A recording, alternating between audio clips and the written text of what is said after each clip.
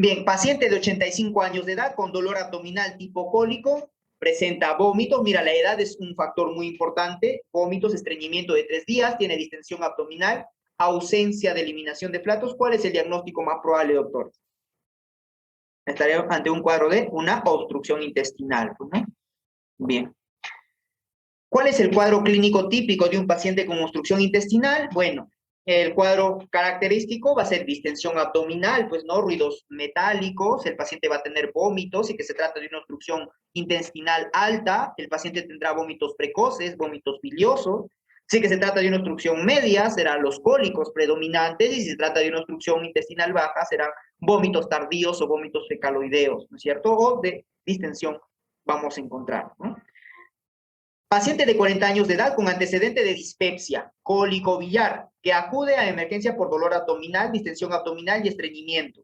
En la radiografía simple de abdomen se encuentran imágenes de asas delgadas distendidas, imagen en pila de monedas y neumobilia, doctores. Entonces, yo te dije, te puede presentar un párrafo bien grande, pero dentro de ellos te presentan la palabra clave que viene a ser neumobilia. Además, este paciente ha tenido cólico biliar, ¿no? ¿Estamos ante qué cuadro, doctores? Iliobiliar, ¿no es cierto? Estamos ante un iliobiliar. Causa más frecuente de obstrucción intestinal, habíamos dicho que en nuestro medio, en primer lugar, viene a ser las bridas y adherencias.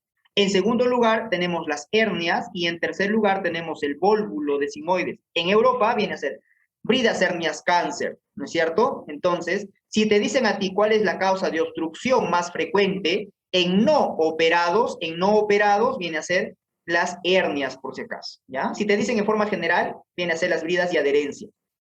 Causa más frecuente de obstrucción intestinal en adultos no operados, habíamos dicho que son las hernias. Causa más frecuente de obstrucción del intestino grueso en nuestro medio son los vólvulos, ¿no? Sobre todo el vólvulo de sigmoides, que vamos a encontrar el signo de As en omega, ¿ya? O el grano de café, ¿no es cierto? ¿Cuáles son las características clínicas que clasifican como una obstrucción intestinal alta? Ya lo dijimos, vómitos precoces y distensión en el epigastrio. Los gastroenterólogos generalmente lo toman una obstrucción intestinal alta y una obstrucción intestinal baja, teniendo en cuenta el ligamento de Treitz, ¿no? En cambio, los cirujanos le clasifican en alta, media y baja, ¿no? Desde el ángulo de Treitz hasta la válvula ileocecal lo consideran la media, ¿ya? Bien, el primer hallazgo en una obstrucción intestinal media es el dolor cólico. Las causas extrínsecas versus intraluminales de obstrucción intestinal. ¿Qué causa extrínseca, por ejemplo? Vamos, o las causas extrínsecas o extraluminales, ¿no es cierto?, de obstrucción intestinal. Las extrínsecas serán pues las bridas y adherencias, ¿no? Y las intraluminales es el besoar, por ejemplo.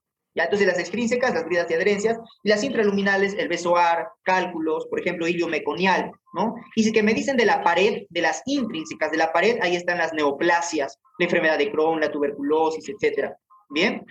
¿Cuál es la característica tardía de los vómitos en una obstrucción intestinal baja? Son vómitos tardíos, entonces se tratará de vómitos tipo fecaloideos. Bien, método de diagnóstico de elección en la obstrucción intestinal. ¿Cuál viene a ser? Tanto en la obstrucción intestinal como en la perforación intestinal, el método de diagnóstico de elección viene a ser una radiografía en bipedestación. ¿Ya? En estos dos es el método de elección. Radiografía simple de abdomen en bipedestación. Manejo inicial de la obstrucción intestinal. En toda obstrucción intestinal lo que tengo que hacer es descomprimir, pero lo primero que tengo que hacer el paciente es hidratar. Luego le pondré una sonda nasogástrica, así que se encuentra en la parte alta, por ejemplo, ¿no? Entonces, hidratación más sonda nasogástrica. Lugar de obstrucción intestinal más frecuente en el hilio biliar y se produce en. Entonces, es fácil, ¿no? El lugar más frecuente del hilio biliar intestinal, ya lo habíamos visto, que es en la válvula ileocecal, cuando es un cálculo mayor de 2 centímetros. Y ahí encontrábamos la triada de Rigler, ¿no es cierto? Bien. ¿Cuál de las siguientes causas de obstrucción intestinal es intraluminal? Bueno, esto había sido pregunta de examen acá en Perú, cálculo biliar o el besoar, por ejemplo. ¿En qué consiste el manejo inmediato en caso de una obstrucción intestinal alta no complicada? Manejo inmediato, obstrucción intestinal, inmediato, hidratar y colocar sonda nasogástrica. Bueno, se ha repetido esta pregunta, ¿no? Hidratación y sonda nasogástrica.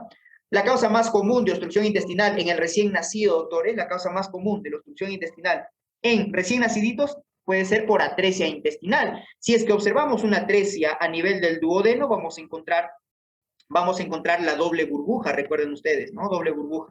Si que es una atresia intestinal, más abajo del ilio, del yeyuno ilion, vamos a encontrar la triple burbuja, ¿ya? Bien. Neonato varón que cursa con vómitos biliosos y distensión abdominal. Está hablando de un neonato que aparece en las primeras 14 horas de vida. sugiriendo un cuadro de obstrucción. ¿Cuál es la causa más frecuente? Mira cuánto tiempo tiene, 14 horas de vida. Y los vómitos, ¿qué son? Son vómitos biliosos y hay una distensión abdominal. Entonces, la obstrucción estará más abajo de la segunda porción del duodeno, ¿no? No puede ser una estenosis pilórica, porque la estenosis pilórica tendría que ser unos vómitos no biliosos, ¿no es cierto? Entonces, estamos hablando de una atresia yeyunoileal. Trastorno metabólico que origina una obstrucción intestinal alta, y esto también ha sido muchas veces preguntado en pediatría, en cirugía, etcétera, ¿no? En gastro. El trastorno metabólico, doctor, es alcalosis metabólica, hipocalémica, hipoclorémica, ¿no es cierto? Hipocalémica, hipoclorémica, es una obstrucción intestinal alta. Mientras que una diarrea generalmente va asociado a acidosis metabólica. Paciente posoperado de 24 horas por apendicitis aguda, cursa con ruidos hidroaéreos ausentes. A la radiografía no se observan niveles hidroaéreos. ¿Cuál es el diagnóstico más probable, doctor? Es un paciente posoperado de 24 horas. Este es un proceso normal, pero esto de acá, ¿cómo se denomina, doctores? Se denomina ilio postoperatorio, ¿ya? Ilio postoperatorio. El manejo son medidas de soporte, es autolimitado generalmente hasta las 48 horas. Es importante ver la radiografía, porque en la radiografía me dice que no se observan niveles hidroaéreos, ¿ya? Entonces es un ilio postoperatorio.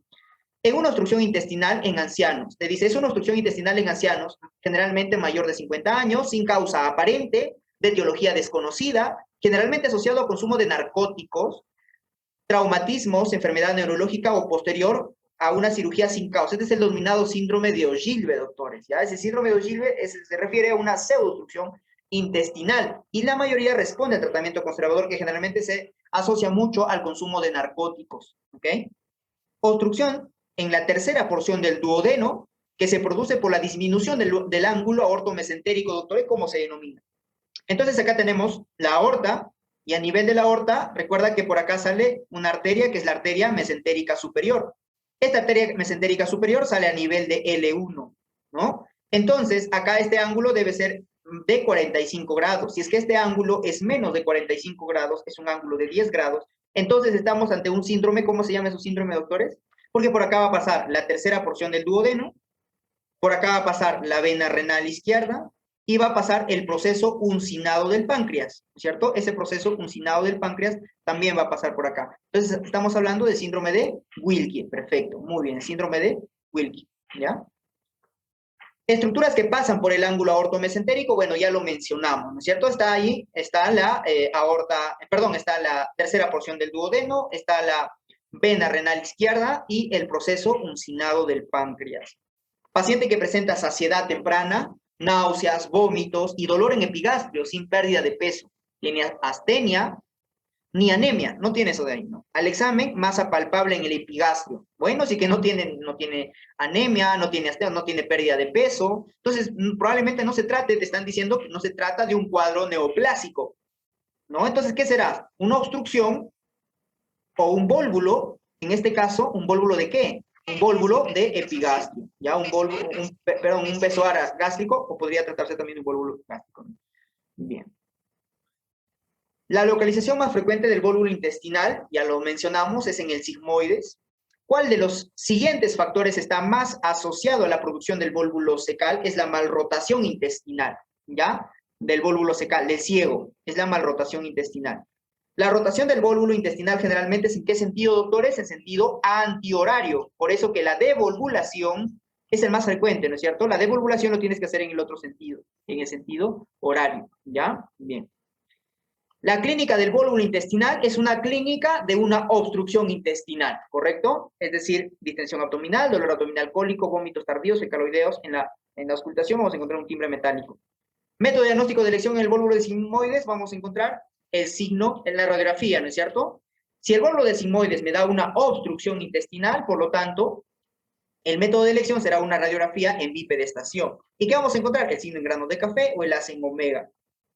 Manejo del vólvulo de sigmoides en un paciente estable, sin signos de estrangulamiento y una evolución menos de 12 horas, se trata de hacer la devolvulación por medio de una colonoscopía descompresiva, más sonda rectal, ¿no es cierto? Por 2 a 3 días. Y se hace una colectomía electiva, ya más anastomosis primaria. Acá es 2 a 3 días, ¿no? Bien. Y luego se puede hacer ya una anastomosis primaria.